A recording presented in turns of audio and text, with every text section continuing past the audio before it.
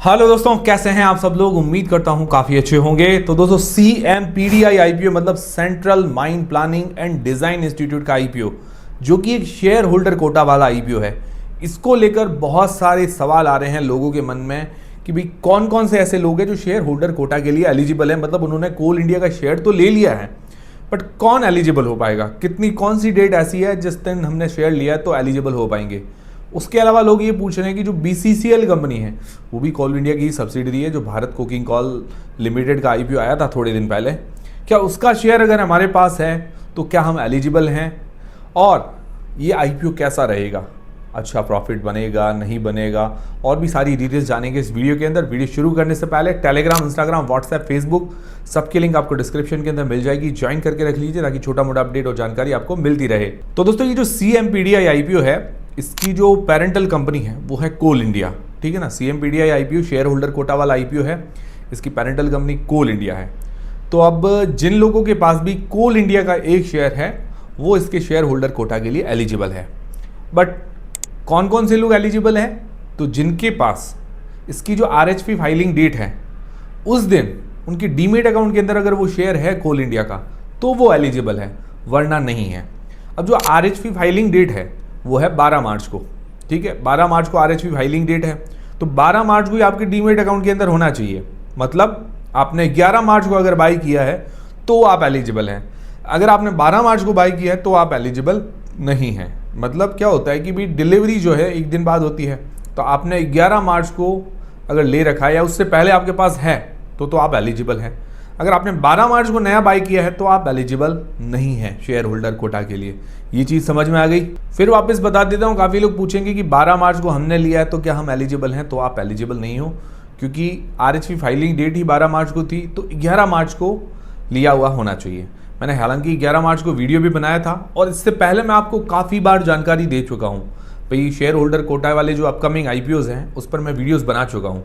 उसके अंदर मैंने जानकारी दी थी कि कोल इंडिया का शेयर लेके रख लीजिए, उसके टोटल 4 आईपीओज आने वाले हैं। BCCL आ गया, दूसरा CMPDI आ गया, अब 2 और आने वाले हैं। तो अभी भी तैयारी करके रख लीजिए, अगर आपको पहले तैयारी करके रखनी है तो 2 और कोल इंडिया के आईपीओज आने वाले हैं। देखिए, शेयर होल्डर कोटा वाले आईपीओज इस तरह से होते हैं कि भाई हमें पहले से तैयारी करके रखनी पड़ती है। अब कब RHP फाइल करें, वो RHP फाइल होती है या उसके रिलेटेड कुछ होता है तब न्यूज़ बाहर आती है एकदम से। तो तैयारियाँ क्या है कि पहले हमारी होनी चाहिए। मैं इसकी जानकारी मैं आपको काफ़ी टाइम पहले से दे चुका हूँ कि भाई कोल इंडिया के टोटल 4 आईपीओज आने वाले हैं शेयर होल्डर कोटा को लेकर, तो पहले से तैयारी रखनी पड़ती है। जो रेगुलर व्यूवर्स हैं वो उनको तो पता ही है सारी चीज़ें, ठीक है। अभी भी कोई बात नहीं, आपके पास मौका मिस हो गया है तो कोई ऐसी दिक्कत वाली बात नहीं है। अगले 2 आईपीओज आएंगे, उसके अंदर आप कोल इंडिया का शेयर एक रख सकते हैं।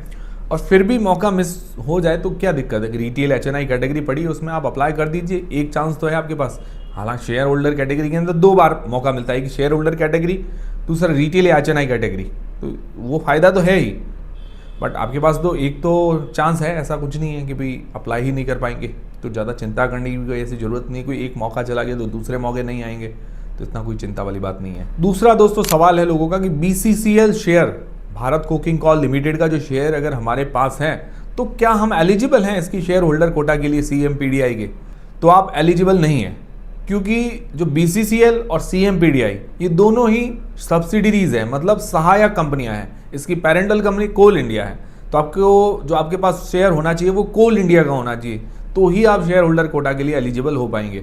हाँ, अगर कंपनी कुछ अलाउड करती है कि भाई वो कोई स्पेशल कोटा देती है कि भाई BCCL शेयर या उससे रिलेटेड कोई शेयर है तो आप एलिजिबल हैं, तो वो कंपनी के ऊपर डिपेंड करेगा। बट कंपनी ने पेरेंटल कंपनी अलाउड की है, भी कोल इंडिया का शेयर जिसके पास होगा वो ही शेयर होल्डर कोटा के लिए एलिजिबल होगा। तो BCCL जिसके पास शेयर है वो उसके शेयर होल्डर कोटा के लिए एलिजिबल नहीं हो पाएगा। फिर इसकी ब्रीफ डिटेल देखें तो 20 से 24 मार्च के बीच में ये आईपीओ ओपन रहेगा। इसकी जो एंकर बिडिंग डेट है वो 18 मार्च को है, 19 मार्च को एंकर लिस्ट पूरी आ जाएगी और ये फेस वैल्यू 2 रुपए पर आने वाला है, पूरा का पूरा OFS होगा। इसके अंदर 10.71 करोड़ शेयर जो है ये सेल करने वाली है। ये कंपनी क्या करती है, तो ये मिनरल्स और माइनिंग सेक्टर के अंदर है, उससे रिलेटेड मतलब ज्यादातर देखें तो हैंडलिंग का ही काम करती है। और मिनिस्ट्री ऑफ कोल जो है, मतलब कोयला मंत्रालय है, उससे रिलेटेड ये कंपनी है, जिसके अंदर शेयर होल्डर कोटा 10% के आसपास रखा गया है। और शेयर होल्डर्स 2 बार अप्लाई कर पाएंगे, share holder plus retail HNI category. फिर दोस्तों एक सबसे बड़ा सवाल है कि इसका एक्सपेक्टेड एक अंदाजन प्राइस बैंड क्या हो सकता है। तो देखिए, अभी एक चीज ये है कि इसका इश्यू साइज अभी तक क्लियर नहीं हुआ है। इश्यू साइज क्लियर हो तो हमें पता चले कि भाई एक अंदाजन प्राइस बैंड क्या हो सकता है। तो इसका इश्यू साइज वगैरह आ जाए उसके बाद एक हम अंदाज़ा भी निकाल सकते हैं कि इसका प्राइस बैंड क्या हो सकता है। बट उम्मीद है कि ये रीजनेबल प्राइस बैंड लेकर आएंगे, वैल्यूएशंस इनकी रीजनेबल होगी। ज़्यादातर जो गवर्नमेंट कंपनीज होती है उनकी प्राइस बैंड वगैरह या वैल्यूएशंस रीजनेबल ही होती है, जैसे IRFC है, इरेडा है, पिछला BCCL आया था, तो इसका भी रीजनेबल ही होगा। मतलब ज़्यादा कोई महंगी हमें नहीं मिलेगी ये कोई कंपनी। कोई भी जनरली आप गवर्नमेंट कंपनीज देख लीजिए, उनके IPOs रीजनेबल दाम पर आते हैं, ज़्यादा कोई महंगे नहीं आते हैं। ओवरऑल अभी अगर देखा जाए तो फाइनेंशियली कंपनी अच्छी नज़र आ रही है, ठीक ठाक। बट IPO के अंदर ज़्यादा हम डिटेल के अंदर डिस्कस करेंगे कि भाई कंपनी कैसी है, उसका डिटेल एनालिसिस कर पाएंगे। अभी एक नज़र में तो एक अच्छी कंपनी नज़र आ रही है। अब ओवरऑल कंक्लूजन, क्या ये कंपनी हमें BCCL जैसा प्रॉफिट बना के दे पाएगी, नहीं दे पाएगी, वो सारी चीज़ें भी जान लेते हैं। तो देखिए ओवरऑल अगर कंपनी को मैंने आपको बताया कि एक नज़र में देखा तो काफ़ी अच्छी मजबूत नज़र आ रही है, फाइनेंशियल्स वगैरह अच्छे नज़र आ रहे हैं। मतलब इतनी जो ज़्यादा दिक्कत वाली बात नज़र नहीं आ रही, नेगेटिव ज़्यादा कुछ नज़र नहीं आ रहे, ठीक है। और उम्मीद है कि प्राइस बैंड वैल्यूएशंस वगैरह वो भी अच्छी आने की उम्मीद है। बाकी इसकी पेरेंटल कंपनी अच्छी है और गवर्नमेंट कंपनी है, तो इस कारण थोड़ा ट्रस्ट भी बना हुआ है। और जो बड़े कुछ नेगेटिव्स कुछ हुए तो वो क्या है कि हम रिव्यू वाले वीडियो के अंदर सारी चीज़ें बाहर निकाल पाएंगे जब रिव्यू करेंगे, क्योंकि उस टाइम क्या है कि प्राइस बैंड, मार्केट लॉट, वो भी सारी चीज़ें आ जाएगी। ज़्यादातर जो चीज़ें डिपेंड करेगी प्राइस बैंड और मार्केट लॉट पर कि भी वैल्यूएशंस महंगी लेके आते हैं, सस्ती लेके आते हैं, क्या होती है वैल्यूएशंस, उस पर भी बहुत सारी चीज़ें डिपेंड करेगी। तो वो जब आएंगी तब क्या है कि सारी चीज़ें बाहर आ जाएगी उभर के कि भाई इसके अंदर ये नेगेटिव्स हैं, पॉजिटिव्स हैं, तो डिटेल एनालिसिस हो पाएगा। अभी के लिए उम्मीद है कि ये अच्छा IPO हो सकता है और अच्छा प्रॉफिट बना के भी दे सकता है अगर वैल्यूएशंस वगैरह अच्छी आती है तो। ये था CMPDI IPO को लेकर अपडेट। जो भी सवाल थे मैंने आपको क्लियर कर दिए हैं। और भी कोई इसके रिलेटेड आपके मन में सवाल हो तो मुझे कमेंट करके ज़रूर बताइएगा।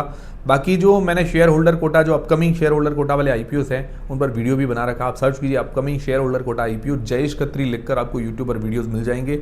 उसके अंदर मैंने मेंशन भी किया है CMPDI IPO का भी, पहले से आप देख लीजिए।